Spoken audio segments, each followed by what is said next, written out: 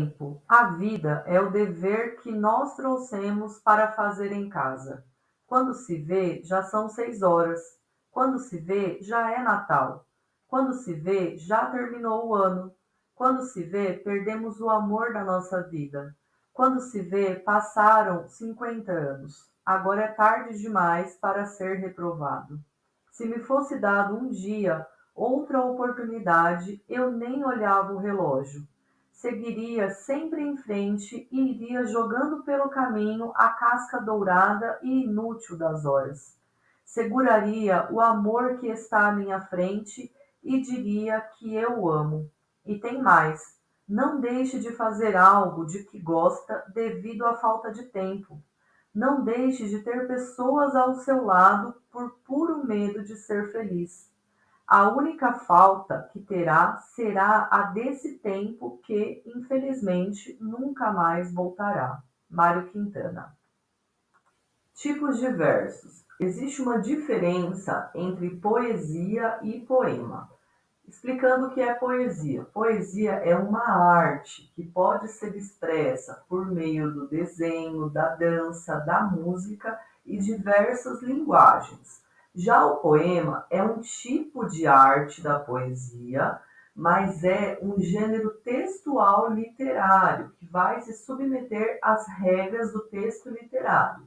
Existem poemas com rimas e sem rimas. No caso, o poema O Tempo é um poema branco, é um poema que se chama com versos brancos, onde não apresentam rimas. Agora falando sobre as linhas desse poema. Essas linhas, elas são chamadas de versos, e o conjunto de linhas ou versos é chamada de estrofe. Essas linhas são divididas em blocos, geralmente com a mesma quantidade de versos, e são chamadas de estrofe. Existe também uma técnica que é utilizada nos poemas, que são as métricas. Então, a métrica é a contagem de sílabas poéticas diferente das sílabas gramaticais. Nós temos ali a separação de sílabas que a gente aprende no ensino fundamental, ali no terceiro, segundo ano. Desde o primeiro ano, às vezes, você já começa a aprender a dividir as sílabas. Mas na métrica dos poemas é diferente, porque elas são divididas em sílabas poéticas para favorecer o ritmo da leitura, e se houver, por exemplo, uma rima, essa rima também. Então, é um pouco diferente, mas é uma técnica utilizada na produção de poemas.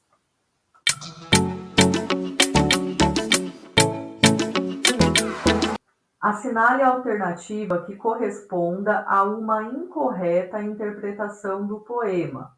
A. O uso dos pontos de exclamação estão intrinsecamente ligados à maneira com a qual o autor deseja que seu poema fosse lido, enfatizando então a tonalidade nos versos onde estão presentes. B. O uso das vírgulas, dando a sensação de respiro e pausa presente nos primeiros versos, é descontinuado para passar de forma proposital um ligeiro aumento na velocidade da leitura, criando assim uma alusão ao próprio poema. C. A estrutura irregular do poema refere-se não somente à simplicidade que gostaria de expressar, mas também à vontade do autor de aludir ao significado de seu texto, mostrando que não devemos perder tempo com nossas ressalvas, e sim usá-lo para aquilo que gostamos. C. Apesar do esquema de rimas simples, a construção do poema assim se dá para construir de forma mais íntima um laço com seu leitor, não contendo a pompa de simetria que normalmente encontramos em poemas mais complexos.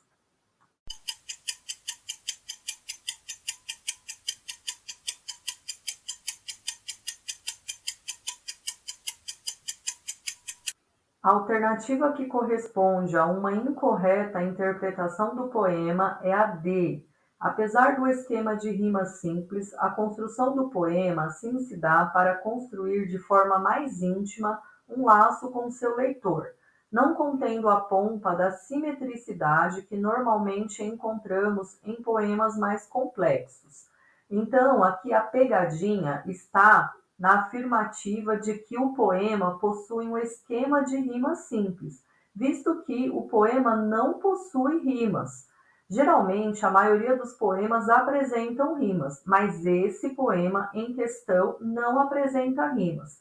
Então, essa primeira parte já está incorreta. As demais partes aqui dessa alternativa D estão corretas. A construção do poema, assim, se dá para construir de forma mais íntima um laço com seu leitor, está correto. Não contendo a pompa da simetricidade que normalmente encontramos em poemas mais complexos, está correto. Mas a primeira parte aqui dessa frase, ela não está correta. Então, a alternativa que devemos assinalar é essa aqui, alternativa D. Qual seria a frase mais apropriada para resumir uma interpretação geral de O Tempo de Mário Quintana? A. Não deixe que o tempo seja vosso senhorio. B. A vida é urgente, logo, viva antes que o tempo se esgote. C. Preste mais atenção ao tempo, pois ele pode voar sem que percebamos. D. Não trabalhe para viver e nem viva para trabalhar.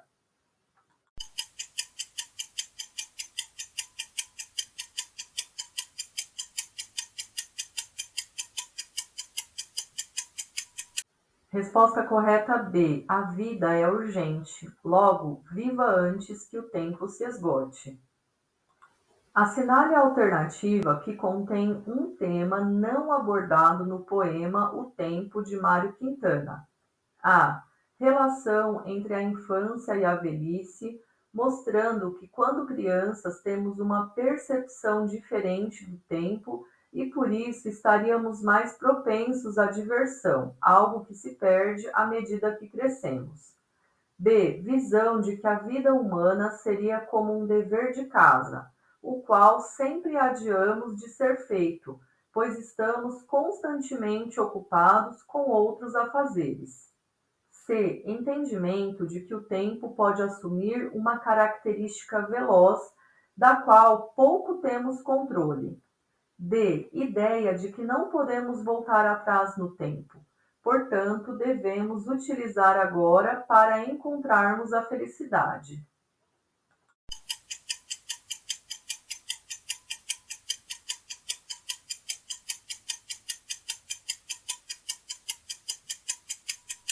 O tema que não foi abordado no poema O Tempo, de Mário Quintana, está na alternativa A, relação entre a infância e a velhice, mostrando que quando crianças temos uma percepção diferente do tempo e por isso estaríamos mais propensos à diversão, algo que se perde à medida que crescemos.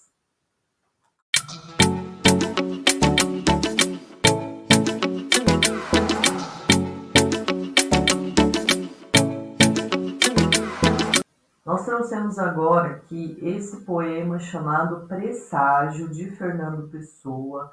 É um poema diferente do primeiro que nós vimos, pois ele apresenta rimas, e aqui a gente pode também observar a questão dos versos e das estrofes, que nós começamos a falar ali anteriormente. Então, aqui, cada estrofe possui 4 versos.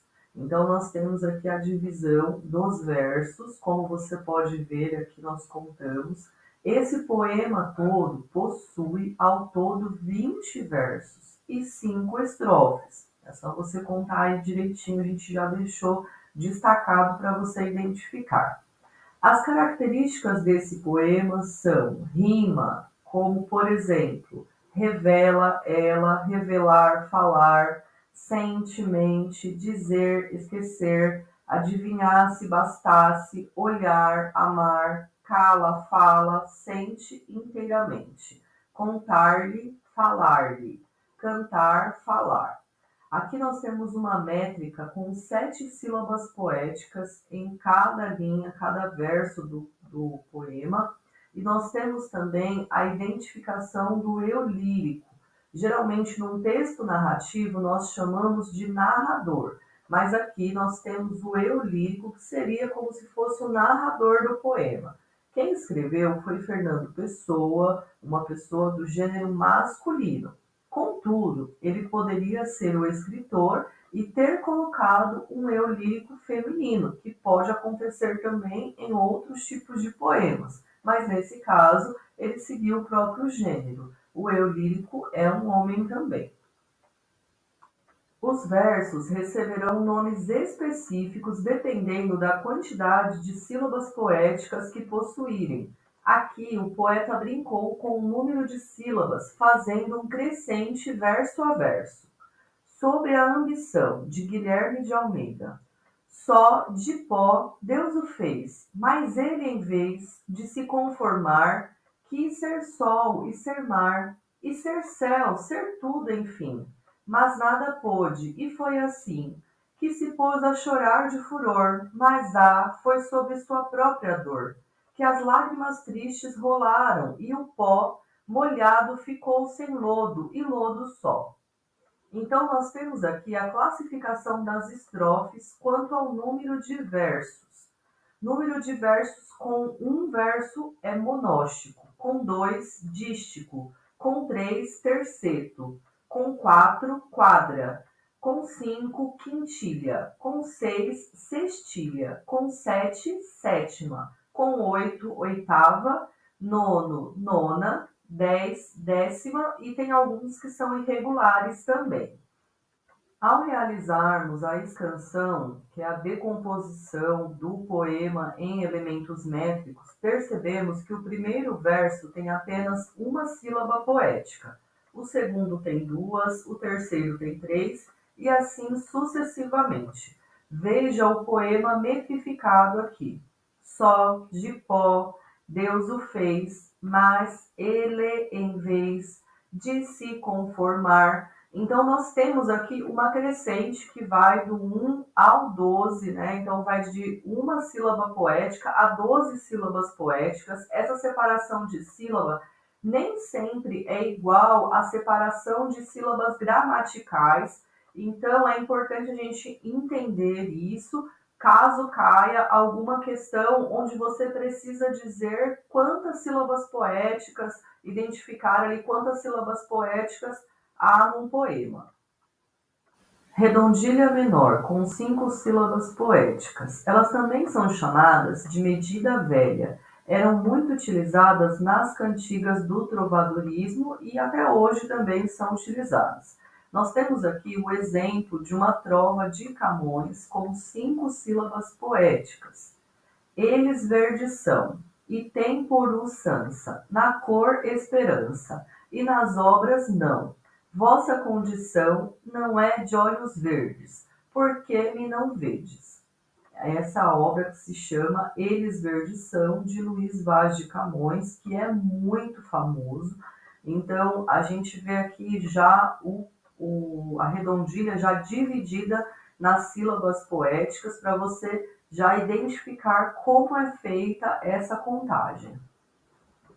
Redondilha maior, com 7 sílabas poéticas. Ela é a preferida das cantigas populares e de roda, também bastante utilizada pelos trovadores medievais. A redondilha maior é uma medida que facilita a memorização dos versos. Exemplo de um poema também famoso do cânone literário brasileiro. Minha terra tem palmeiras, onde canta o sabiá. As aves que aqui gorjeiam, não gorjeiam como lá. Canção do Exílio, de Gonçalves Dias. Nós temos também o decassílabo ou heróico, com 10 sílabas poéticas. É uma medida popularizada por Sá de Miranda quando levou a Portugal a forma do soneto, depois popularizada e aprimorada por Camões, muito empregada até hoje nesse tipo de poema. É o caso do Soneto da Fidelidade, de Vinícius de Moraes.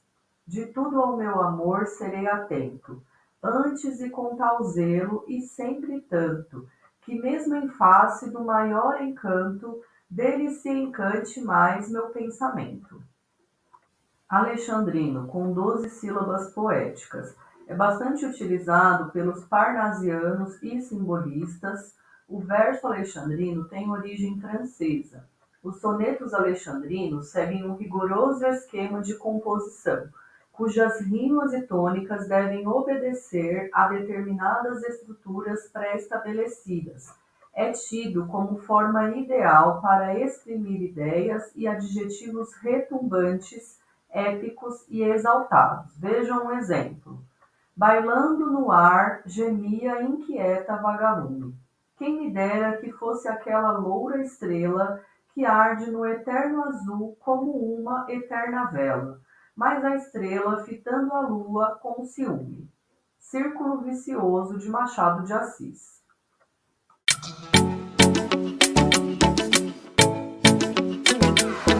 Leia o poema Encomenda. Desejo uma fotografia, como esta o senhor vê, como esta, em que para sempre me ria, como um vestido de eterna festa. Como tenho a testa sombria, derrame luz na minha testa. Deixe esta ruga que me empresta um certo ar de sabedoria. Não meta fundos de floresta, nem de arbitrária fantasia. Não, neste espaço que ainda resta, ponha uma cadeira vazia. De Cecília Meirelles, 1942. Quanto aos aspectos da linguagem poética presentes no poema Encomenda de Cecília Meirelles. 1. A composição do poema é feita em forma de soneto. 2. Na segunda estrofe, o eu poético lança mão da antítese na percepção que tem de si mesmo. 3. Na construção dos versos, optou-se pela composição em redondilhas maiores. 4. Como recurso para conferir musicalidade aos versos, há o emprego de rima alternada e de rima interpolada. 5. Tendo em vista se tratar de um poema do modernismo brasileiro, optou-se pela construção em versos brancos. Estão corretas apenas as afirmativas A, 2 e 4, B, 1 e 2, C, 3 e 4, D, 2, 3 e 5 e 4 e 5.